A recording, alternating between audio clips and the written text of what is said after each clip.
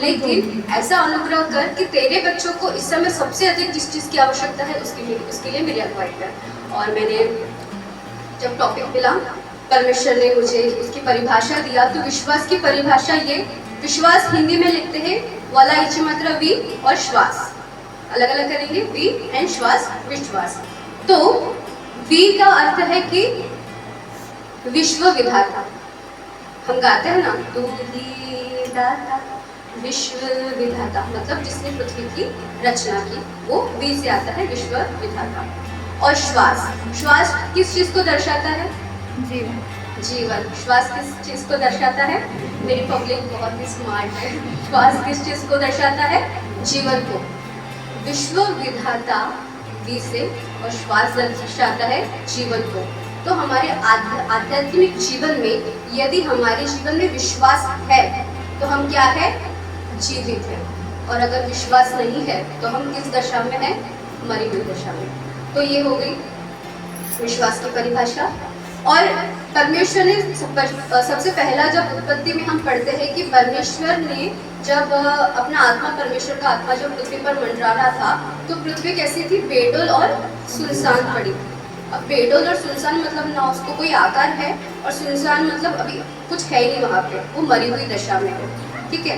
लेकिन परमेश्वर ने मनन किया उस चीज़ पर, और ये वचन आप मुझको थोड़ी देर के बाद स्मरण कराना जब मैं आपको पूछूंगी, ठीक है। ये वचन आप याद रखोगे। पृथ्वी बेडोल और सुनसान पड़ी थी और परमेश्वर का आत्मा जल के ऊपर मंडरा रहा था।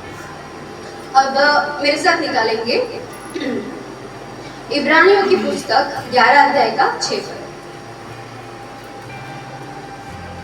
और कोई मेरी देख पढ़े। और विश्वास बिना उसे प्रसन्न करना यमुना में परमेश्वर के पास आने वाले को विश्वास करना चाहिए कि वह है और अपने खोजने वाले को प्रतिफल देता है। Praise the Lord. परमेश्वर के पास आने वालों को क्या चाहिए? विश्वास चाहिए कि वह है। अब अपना पहला दिन याद करो जब आप प्रभु में फर्स्ट टाइम आए थे।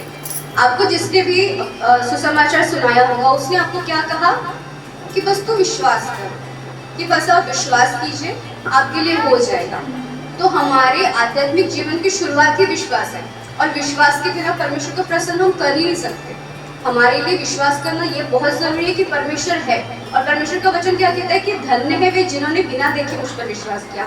तो यहाँ हम जितने लोग हैं हम धन्य हैं और आशीषित है कि हमने परमेश्वर को देखा नहीं, लेकिन हम विश्वास करते हैं कि वो है। और पता है, जो विश्वास नहीं करता ना, परमेश्वर उनसे बहुत खुश नहीं रहते। तो ये वचन लिखा है कि मतलब परमेश्वर उनसे लजाते हैं, ऐसा लिखा है। इब्रानियों 11 अध्याय का 16 पद पढ़ेंगे कोई। पर वे एक उत्तम अर्थात स्वर्गीय देश के अभिलाषी है, इसीलिए परमेश्वर उनका परमेश्वर कहलाने में उनसे नहीं लाजता, क्योंकि उसने उनके लिए एक नगर तैयार किया है। Praise the Lord. यहाँ पे परमेश्वर कह रहे हैं कि परमेश्वर उनसे नहीं लजाता जो विश्वास में है। तो इसका विपरीत क्या होगा? परमेश्वर उनसे लजाता है जो अविश्वास करते हैं। परमेश्वर को अविश्वासी लोग बिल्कुल पसंद नहीं है, क्योंकि परमेश्वर कहते हैं कि जो विश्वास नहीं करता वह समुद्र की लहर के समान होता है, जो उठती और गिरती पड़ती रहती है। तो हमको विश्वास में स्थिर रहना है, तभी परमेश्वर हम सामने आके परमेश्वर हमारी मदद करेंगे। तो यहाँ पे बहुत सारे उदाहरण हैं, जैसे कि हमने अभी पढ़ा कि धन्य हम कि बिना देखे परमेश्वर पर विश्वास किया। और विश्वास के बहुत सारे उदाहरण इब्रानियों 11 अध्याय में दिए गए हैं कि नूह का जहाज बनाना विश्वास के ऊपर आधारित था। परमेश्वर ने बस उसको कहा कि बेटा ऐसा ऐसा होने वाला है तो जहाज बना। तब वातावरण ऐसा था ही नहीं कि बारिश आएगी, लेकिन उसने परमेश्वर के वचन पर विश्वास किया और अपने साथ अपने पूरे घराने को, पक्षी पशु हर एक को उसने बचाया, सिर्फ विश्वास के आधार पर। हाबिल की भेंट की गवाही परमेश्वर ने दी विश्वास के आधार पर। हाबिल का खून बोलने लगा विश्वास के आधार पर। कितने लोग जानते हैं कि हाबिल का खून परमेश्वर की दोहाई दे रहा था? जानते हैं आप लोग? वो खून बोल उठा, किस आधार पर? विश्वास के आधार पर। हनोक का उठा लिया जाना, किस आधार पर? विश्वास के आधार पर, क्योंकि उसने परमेश्वर को प्रसन्न किया था, ऐसा लिखा है। अब्राहम का बुलाया जाना, इतना धनवान होने पर भी वो तंबू में रहता था, स्थान स्थान पे तंबू बना के रहता था। और मरी हुई दशा में अब्राहम विश्वास के आधार पर अनगिनत बच्चों का पिता बना, तारांगन से भी अधिक उसके संतान। आज हम अब्राहम की संतान कहलाते हैं। अब्राहम, इसहाक, याकूब का परमेश्वर के नाम से परमेश्वर की महिमा करते हैं। और सारा भी मरी हुई दशा में थी, उसकी पत्नी, लेकिन परमेश्वर ने उनको वचन दिया कि ऐसा ऐसा होगा। उन्होंने विश्वास किया और वो हुआ। मूसा का उदाहरण सब जानते हैं। मूसा को पता था कि वो फिरौन के बेटे का पुत्र नहीं है, और उसने बहुत विश्वास के साथ इस चीज का इनकार किया और वहां से वो निकल गया। किस आधार पर? विश्वास के आधार पर, क्योंकि उसको पता था कि मैं इस प्लेस को बिलोंग नहीं करता, ये मेरा प्लेस नहीं है, मुझको मेरे लोगों को छुड़ाना है। और विश्वास के आधार पर जब परमेश्वर ने मूसा से बात किया, वो भी निकल गया। वो भी तोतला बोलता था, डरता था बहुत सारी चीजों से, बहुत नम्र और दीन था वो, बहुत पीपल, लेकिन डरता भी था। लेकिन विश्वास के आधार पर वो भी वहां से निकला। तो अभी हम कुछ वचन पढ़ेंगे।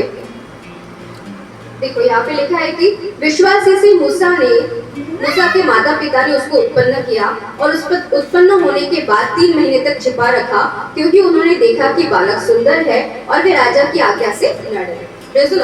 विश्वासी से मूसा ने सयाना होकर फिरौन के बेटे का पुत्र कहलाने से इनकार किया, इसलिए कि उसे पाप से थोड़े दिन से सुख भोगने से परमेश्वर के लोगों के साथ दुख भोगना अति उत्तम है। Praise the Lord. ये कितनी अद्भुत और प्यारी बात है। क्या लिखा है कि इसलिए कि उसे पाप में थोड़े दिन सुख भोगने से परमेश्वर के लोगों के साथ दुख भोगना अधिक उत्तम लगा। उसने मसीह के कारण निंदित होने को मिस्र के भंडार से बड़ा धन समझा। Praise the Lord. क्योंकि उसकी आंखें फल पाने की ओर लगी थी।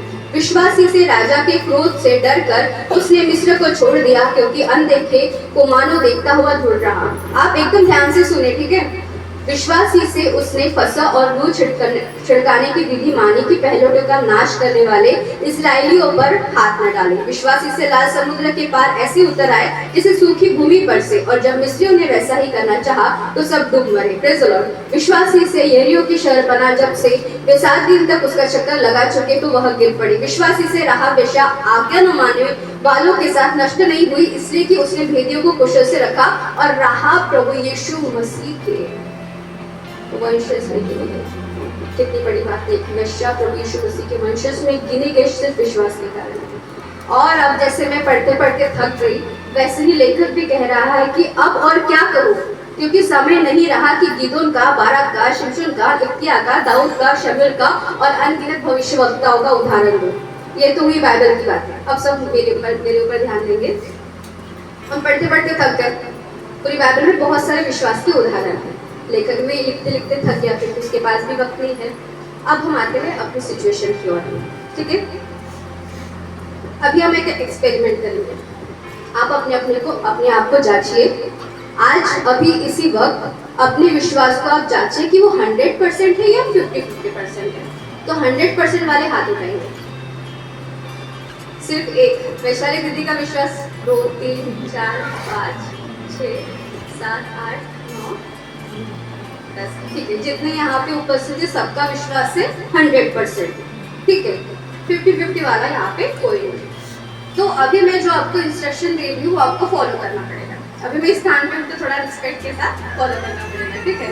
तो सभी लोग अपनी आंखें बंद करेंगे और कोई चीटिंग नहीं करेगा और सोएगा नहीं। पहली बात, अगर कोई सोया तो फिर बता देना। सभी लोग अपनी आंखें बंद करेंगे, सोएगा कोई नहीं। अभी आप एक्सपेरिमेंट करो, नहीं अभी आप सोचो मन में कि आप एक कमरे में बैठे हुए हो, ठीक है, और वो कमरा बहुत ही अंधकार से भरा हुआ है और आप चुपचाप बेड पर बैठे हो, बहुत ही निराश, और जो भी आपकी परिस्थिति है आप उसके बारे में सोच रहे हो। जैसे कि फैमिली प्रॉब्लम हो सकती है, फाइनेंशियल प्रॉब्लम हो सकती है, कोई बीमारी हो सकती है, कोई पति पत्नी के झगड़े अनबन हो सकती है, प्रार्थना ना करने पाने की कमजोरी हो सकती है, या फिर बच्चों की परवरिश में आपको कोई समस्या आ रही होगी, या आपको घर चाहिए होगा, या नाम और शोहरत चाहिए जो अब तक नहीं मिला, या ऐसी कोई भी समस्या, आंखें बंद करो, या ऐसी कोई समस्या जो आप शेयर नहीं कर पा रहे, ठीक है। सबने सोच लिया? आप मुंडी हिला के बोल सकते हैं। सबने सोच लिया अपनी परिस्थिति के बारे में, ठीक है। वो अब परिस्थिति आपको इतना कमजोर, असहाय, आंखें बंद करो, असहाय और निर्जीव महसूस करवा रही है कि आप बहुत ही हताश हो गए और वो कमरा आपको काटने को दौड़ रहा है। अब उस कमरे में जो अंधेरा है ना, वह आप अकेले अपनी परिस्थिति के साथ सोचिए। वहां के कमरे के बाहर जो है ना, एक व्यक्ति घूम रहा है। जैसे परमेश्वर का आत्मा बेडोल परिस्थिति पर मंडरा रहा था ना, वैसे आपकी परिस्थिति पर परमेश्वर का आत्मा उस कमरे के बाहर है। लेकिन वो मंडरा रहा है, वो है एक प्रभावशाली व्यक्ति, उसके साथ प्रकाश चल रहा है और वे 3 लोग हैं, पिता, पुत्र, पवित्र आत्मा।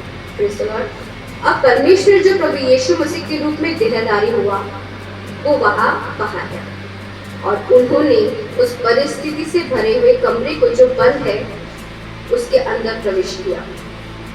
जैसे प्रभु यीशु मसीह जीवित होने के बाद उस बंद कमरे में पहुंच गए थे, वैसे ही बिना दरवाजा खोले वो बंद कमरे में पहुंच गए। उन्होंने वहां से आपको बड़े प्यार से बाहर निकाला और परमेश्वर को देख के एक आशा आपके जीवन में उत्पन्न हुई और आप परमेश्वर ने आपको वहां से उठाया और कहा, मेरी बेटी, मेरे बेटे, देख मैंने तेरे सामने एक द्वार खोल रखा है।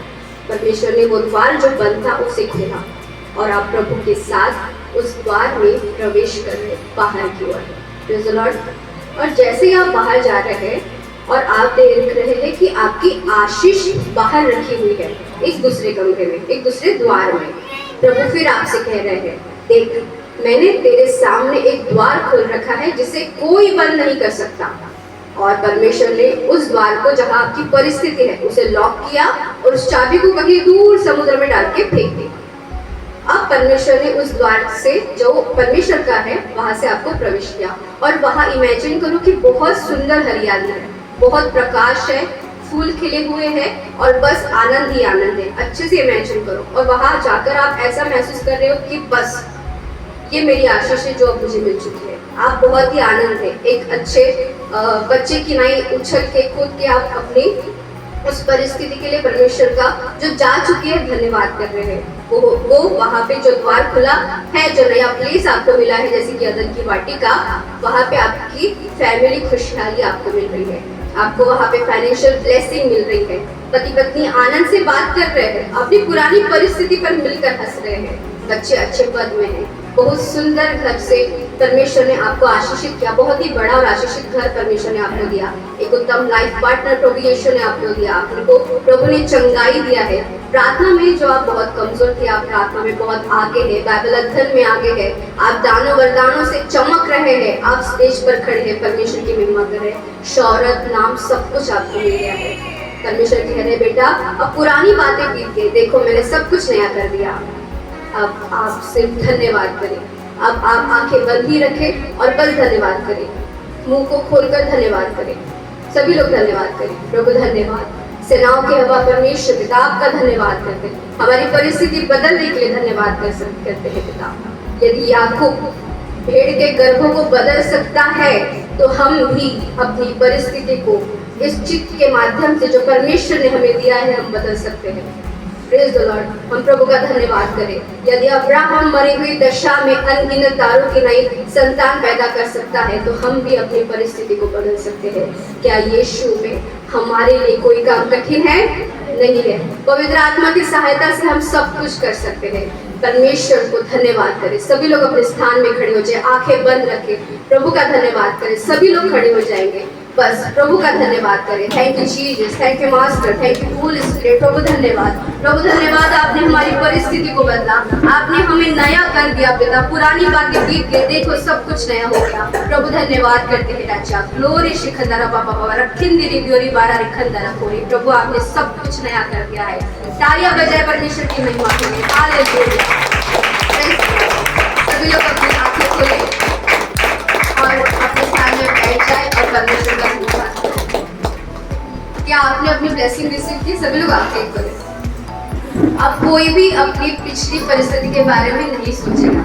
विश्वास के द्वारा परमेश्वर ने सब कुछ नया कर दिया है। विश्वास ही से नया कर दिया। प्रभु आपको इस वचन के द्वारा आशीष दे। सभी को जय मसीह।